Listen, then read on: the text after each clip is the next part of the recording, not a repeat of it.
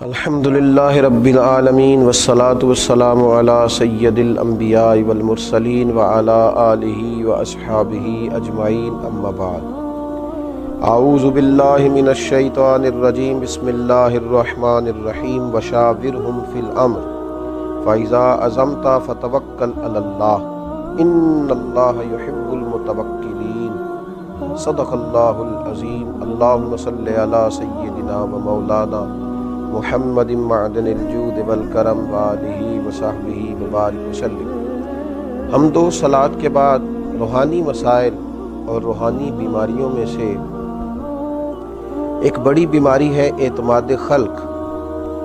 مخلوق پر بھروسہ کرنا۔ اللہ تبارک و تعالیٰ نے رسول پاک صلی اللہ علیہ وسلم نے جو دین عطا فرمایا ہے ہمیں، اس دین میں اسباب اختیار کرنے کا حکم دیا گیا ہے، لیکن بھروسہ اسباب پر نہیں کیا جائے گا، بھروسہ مسبب الاسباب پر کیا جائے گا۔ اسباب اختیار ضرور کیے جائیں گے لیکن توکل اپنے رب کریم پر رکھا جائے گا۔ ہوتا یہ ہے کہ ہمارے ہاں بہت زیادہ اعتماد کر لیا جاتا ہے، بہت زیادہ امیدیں لوگوں سے وابستہ کر لی جاتی ہیں۔ اس کا نقصان پھر یہ ہوتا ہے کہ امیدیں چونکہ عام انسانوں سے وابستہ کی جاتی ہیں، وہ کمزور ہوتے ہیں،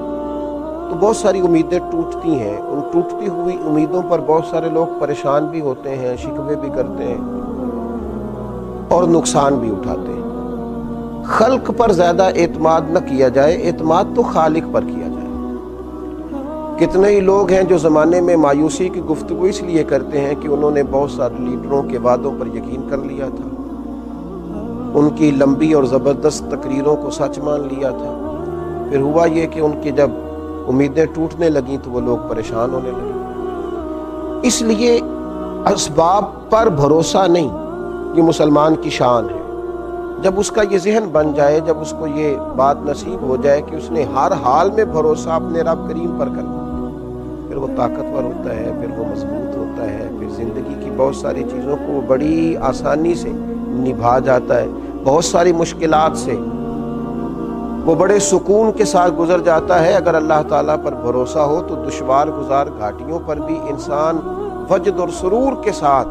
وقت طے کر جاتا ہے۔ قرآن مجید میں سورہ آل عمران میں اللہ تبارک و تعالیٰ نے نبی پاک علیہ السلام سے فرمایا وَشَاوِرْهُمْ فِي الْأَمْرِ،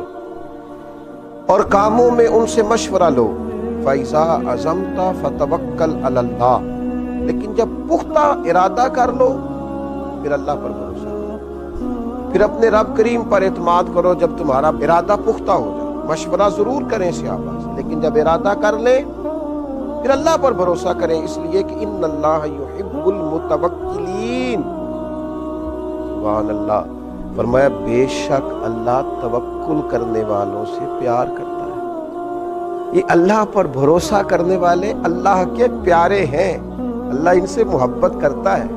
اللہ تبارک و تعالی لوگوں کو چاہتا ہے جو اللہ پر بھروسہ کرتے ہیں۔ انہوں نے اپنی ساری چاہتوں کا کیا خوبصورت مثال ہے سیدنا ابراہیم خلیل اللہ، آگ میں پھینکا جا رہا ہے، اتنے بڑے مجمع میں دور دور تک اپنا دوست کوئی دکھائی نہیں دے رہا، کوئی نہیں ہے اپنائیت کا اظہار کرنے والا، ہمدردی کا اظہار کرنے والا، منجنیق میں ڈالا جا رہا ہے، میلوں پھیلی ہوئی آگ میں پھینکا جائے گا، فرشتہ حاضر ہوا ہے، عرض کرتا ہے میری ہوا پہ ذمہ داری ہے، اگر آپ حکم کریں تو ہوا نہ چلا دوں، اڑا نہ دوں اس آگ کو، فرمائیے۔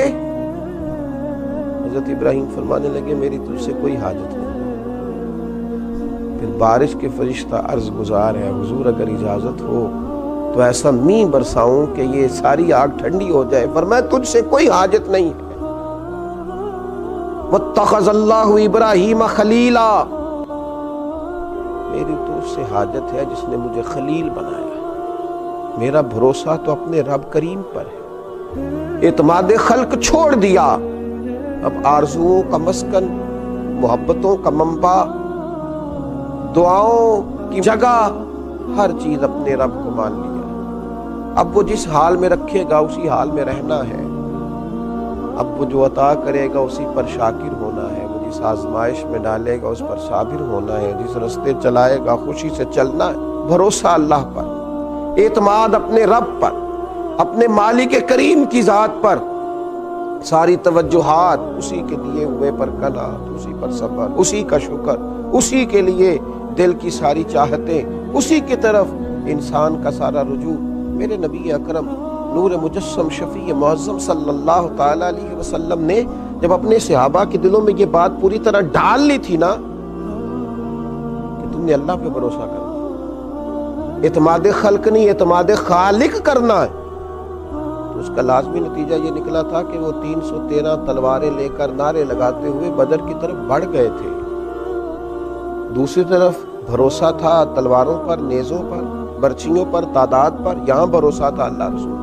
نتیجہ کیا نکلا؟ جن کا رب رسول پر بھروسہ تھا انہیں فتح نصیب ہو گئی، اور جو دنیا کے ظاہری اسباب پر بھروسہ کیے ہوئے تھے وہ خائب و خاسر ہو کر لوٹ گئے۔ اسباب سارے اختیار کیے جائیں گے، کوشش تمام اسباب کی جائے گی، لیکن سارے اختیار حاصل کر کے وہ جو میرے رسول پاک صلی اللہ تعالی علیہ وسلم نے صحابی سے کہا تھا نا کہ اونٹ کو پہلے باندھ لے،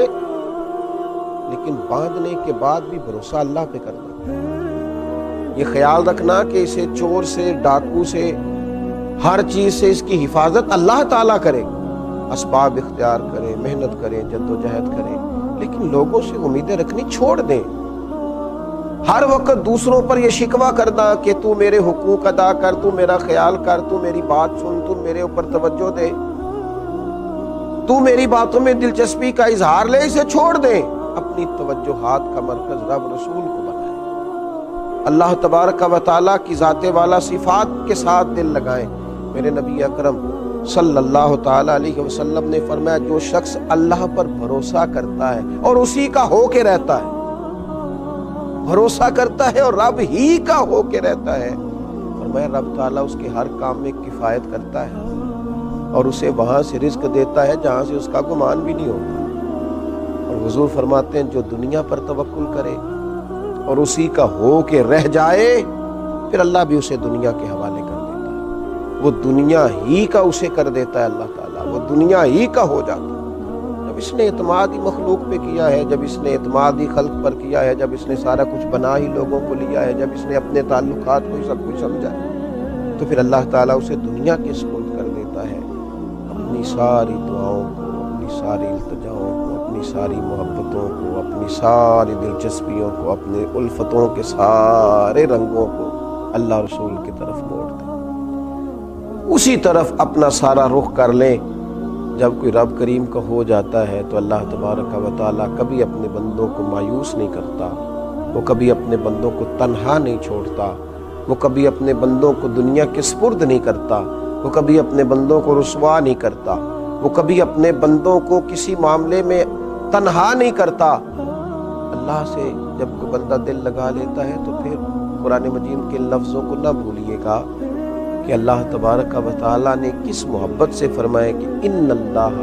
یحب المتوکلین، جو اللہ پہ بھروسہ کریں اللہ تو ان سے محبت کرتا ہے،